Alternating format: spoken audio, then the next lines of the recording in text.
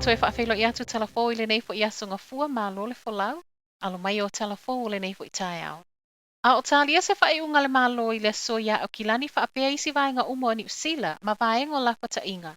O le puana wha maunia mai ai wa maua tangata e to atolu i waikato i le wha mai. O nei tangata e to atolu, o nisi o le ainga e to aiva o le pango tā sa tatala i tua i lalo tu unga. Ma ai le i wha maunia siakio i lato nei ana pō o le ana mua i wha maunia siakio le pango tā ina ua toe fo i ifo. I le to ese Mount Eden i au kilani i le afiafio le asfarai le tā luai. O le to atolu o le ainga e au fia i whanau e a o onga i le a onga a mangatangi i Hauraki Plains. Ma ona o lea e la pata inga vaenga lua lea pito nu o New Zealand o lea olo oha e a onga. Mana a mata whaalongoina e se tasi o le whanau a unga o le whaamai a o iai le a onga i le asotofi. Ua tāpuni ai fo i ma lea a onga ma e tu whaatasia talo le tae au. O lo whaia whiutana inga i le whaia o siaki o a inga e a o onga i a lātou whanau. Ua whaamaunia mai ai fo i le soifua maloloina, wa awina atu nei le to atolu ua whaamaunia o lea a inga. Whaatasi ma le tangata matua e waaia, i se tasi o nofuanga nofo waaia. Ai mo le pango tā lea e feso o ta i tangata to atolu lona a inga. O ia leo se tasi o le luas fulfana whailo mai i cases ana nafi. Ma o ia fo i o se tasi o le to atolu e le feso o ta i ma cases na mua i whaamaunia. Whaamaunia mai ei fo i le tamaitai pāle miana nafi Jacinda Ardern o lea sa maua i a unga le fulu. Ona o lea sa momoe to alua lea pango tā ma se tasi o lo tuli fo i ono whaasalanga i le sela e tasi i le pō lea sofareile. O lea ua whaanofo e sea umai to tonu lava le to ese i Mount Eden i la ua nei. To a whale o leo ua whaanofo e sea nei ona o lea sa feso o ta i ma lea pango tā. To o lima tangta whai ngā luenga le to ese. Whaapea pango tā e to a ono ua tuli mata i o contacts. O le toe sawa tala whaamaoni o le a ingo lea pango tā ai maise, le a mata whaalongoino a unga a o iai i a unga se tasi o whanau. Po o se tūlanga whaawhainga tā ai ma le whaaiunga le malo i le so, a o tā lia le ono se e ese o au kilani le vaenga tolu, a o isi uma vaenga ni usila, pe ono suia le vaenga lua o iai nei mai le pō a tai au, pe le ai.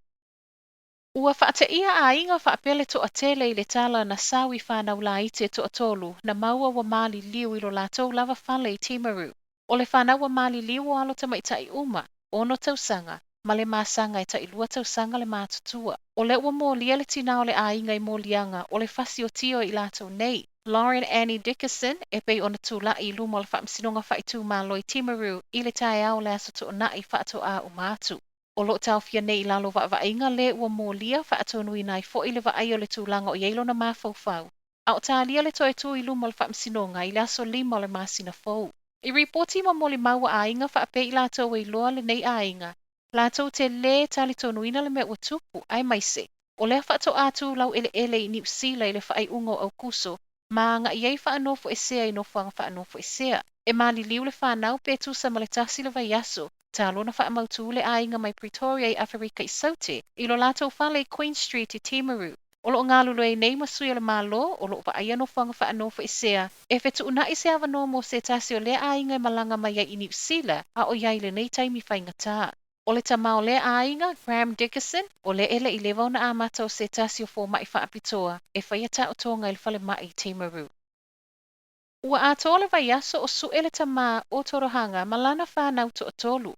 O la sona nafi na toe wha au popo, masui ai isi leo e wha awa wina le sa i lingol tamaya Thomas Phillips, ma le whanau walu tausanga, ono tausanga, ma le wii e 5 tausanga le matua.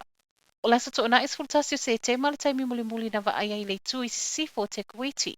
O lo wha awa beso e su enga i le aso e le ngata i leo ai wha apele community a Marakopa, ma e leo whaingo fie e tu sama reporti le One News i tūlanga o iai le tau. Tala mulimuli o le tae au, o le aso tolus fulfale nei o iai pea au kilani i le lapata inga vaenga wha, ma o se taimi umi tele, wa le mawhai ai le toa tele o na tatali, ma ua soli ai matapu. Ta ua mai e leo le toa tele i latou na maua i le aso toa nai, e au whele toa whana whai malanga mai o tahu, e o i Mission Bay e whangongo tai. I se whainga le aso toa nai na i Mission Bay i le toa tele, pe i lava o lea ele o iai au kilani le vaenga o lapata inga wha. Ma i moli maua le ore kei local board, e le na o tangata o kilani lea na tumutumu i Mission Bay.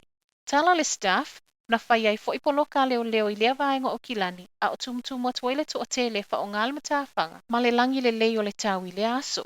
E se mai i Mission Bay, o loo whaatupula ia pia fo ila whaino mea o tangata o Kilani wa toi maua muli muli ane, wa lato kolo sia whaasoli tu la fono tua o yo o Kilani, ma poloka o loo whaiai, ma o nisi e pepelo pe pa wha amaunia a mea na whaia siaki o koviti, a o isi ua fosi le maso tu si wha amaunia o loo whewai, ona o au au nanga tāua.